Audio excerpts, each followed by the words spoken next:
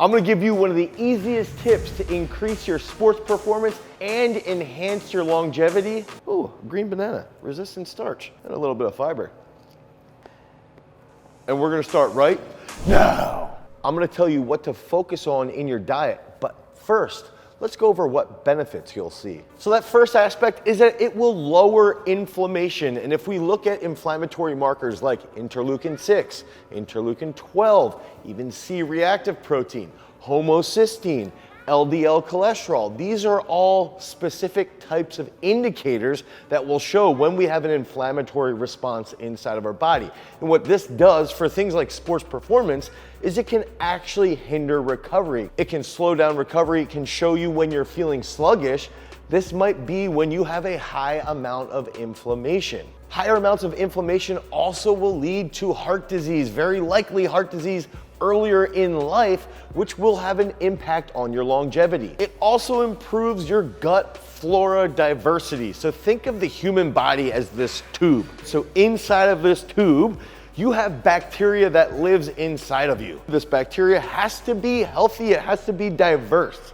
And if we can feed it specific types of food, and in turn the bacteria digest specific types of food, which then creates things like short chain fatty acids, and that in turn has a massive positive influence on our overall health and well-being. So that's where improving the diversity of our gut flora will lead to a better response for sports performance. We're likely gonna be in a better cognitive state because of our gut-brain axis and the communication between our gut and our brain through the vagus nerve. And then along those lines, we're also gonna digest our food a little bit more effectively, which in turn will lead to better absorption of micronutrients. This has even been shown to decrease the rate of breast cancer and colorectal cancer. A highly inflamed colon can lead to problems related to food digestion, to bowel movements, and anything along those lines that can have a long-term impact and an acute impact on your overall training. Some of you may be thinking that I'm pushing some snake oil supplement. Maybe somebody's gonna pay me to sponsor my YouTube videos so I can actually pay the bills and help feed my children. But no, we're actually gonna go over something that you have access to on a daily basis. In comes my favorite food topic, fiber. I can hear all the carnivore and keto grumblings right now. What do you mean fiber?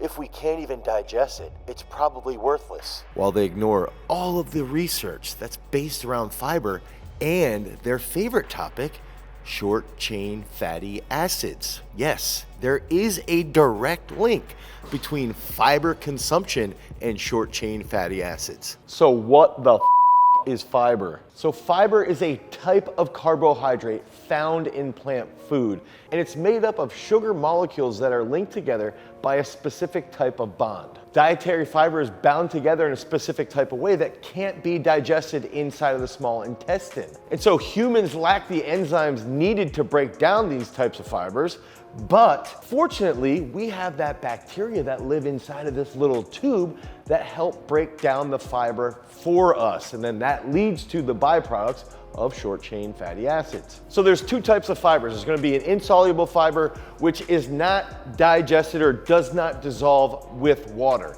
Soluble fiber is the other type of fiber, and it does dissolve in water. And that can be what gives us a little bit more of that filling feeling. And you can even see this if you look at chia seeds. You can soak chia seeds in water and you can see that the chia seeds start to expand, and they do have some soluble fiber in them. And this is the type of fiber that typically will lead to lowering of your LDL cholesterol, one of the inflammatory markers that we mentioned earlier in the video. Soluble fiber also slows down the gastric emptying. So it actually slows down the process of digestion. It makes us feel more full. And so this is what can help us with weight management. It can actually trigger us to eat a little bit less calories. And if we eat less calories over a longer period of time, we will likely lose weight. Another form of soluble fiber is oligosaccharides. So oligosaccharides are then consumed and they get into our intestines where they're then fermented by our microbiota. And then in turn, the byproduct is also short chain fatty acids. And we have to remember, short chain fatty acids are absolutely phenomenal for our body, for our longevity, for managing inflammation. Insoluble fiber is typically going to get all the way down into your colon. And insoluble fiber can also help soften your stool. So a lot of people who might have IBS or anything along those lines, initially, if they introduce a little bit of insoluble fiber, they might see an improvement in their IBS. They might not, it really depends on the situation, but it can lead to softening of the stool. But the main factor with insoluble fiber is that when it gets into your colon, that's where we have microbiota that's gonna help digest that insoluble fiber and in turn, lower your inflammatory markers, increase your longevity of life, ideally prevent some crazy type of cancer, and hopefully, if you're in the realm of sports performance, improve your overall micronutrient absorption. Tell me about those short chain fatty acids that happen from digestion. So fat molecules exist as chains of molecules linked together, bonded together. And typically when we're consuming fat, okay, think about saturated fat. And I'm not saying saturated fat's bad, so don't lose your mind. Typically, those types of fats are gonna be long chain. They're gonna have a longer molecular makeup. But if we're consuming things like coconut oil, palm oil, those are gonna be fatty acids that have short chain fatty acids. There's a short bond. And what Tan et al. Has found is that we actually don't need to eat a ton of fat to get the benefit that short chain fatty acids can actually provide. And that's because of the way our body digests fiber.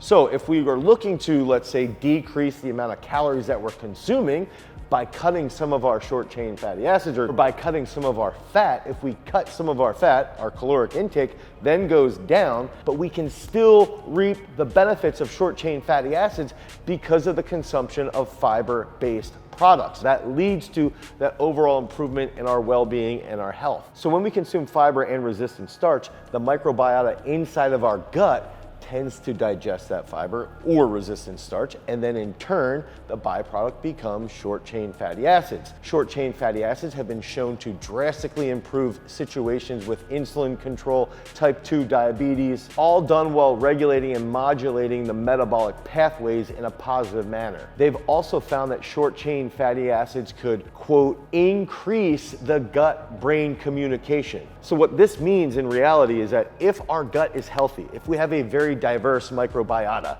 If you want us to go into a little more detail on microbiota, you should comment down below. If we can improve our gut-brain communication, this could have a huge implication for sports performance, not only just from the physiological pathways, but also from the way our brain feels. If we have a healthy gut, we're probably gonna have a healthy brain.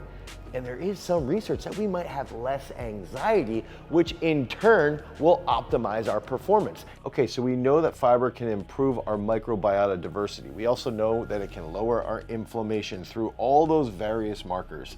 It can decrease your rate of cancer. It can improve your weight management. And it can even lead to an optimized level of recovery. But where do we get it and how much of it should we actually be consuming? I would recommend at least 30 to 40 grams of fiber for every single active individual out there. So a good rule of thumb could be for every 1,000 calories, you could consume about 15 grams of fiber. So start 30 to 40 grams. And if you want to increase that, by all means, try to shoot for the moon, get to 60, 65 grams of fiber, and you'll still see a great benefit. And so where can you get fiber from? I would recommend starting with things like oatmeal that's soaked in whey. That's one of my favorite things to do. I'll actually take whey from our yogurt, pour it into the oatmeal, and I'll soak that overnight, and then we can cook it in the morning. We can use raspberries, avocados, chia seeds, bananas, potatoes, beans, ideally soaked overnight, artichokes, celery, carrots, hummus, and even to a point, sweet potatoes and sweet potato skins. All of these food sources can improve your gut microbiota diversity through fiber-based consumption. I like to pair all these foods with the specific types of meats that I really like or specific types of dairy. And if you can do that, you've got your meat, you've got your dairy, you've got all of your access to fiber. Now you can optimize your overall living and well-being and get as swole as possible. So the cool part about this is that you can try to increase your fiber today. You can use all of these foods, specifically add them into your nutritional intake, and you're likely going to feel an improvement over the next 2, 3, 4 weeks. And if you guys want more content around this, stay tuned, because we're gonna start to release more videos around the microbiome, the microbiota, and fiber. But for right now, you can check out our nutrition playlist right here. If you want help with your overall nutrition, you can check out our high performance nutrition program at garagestrength.com, because remember, freaks, if you guys want to become champions, you've always got to cultivate your power. Peace.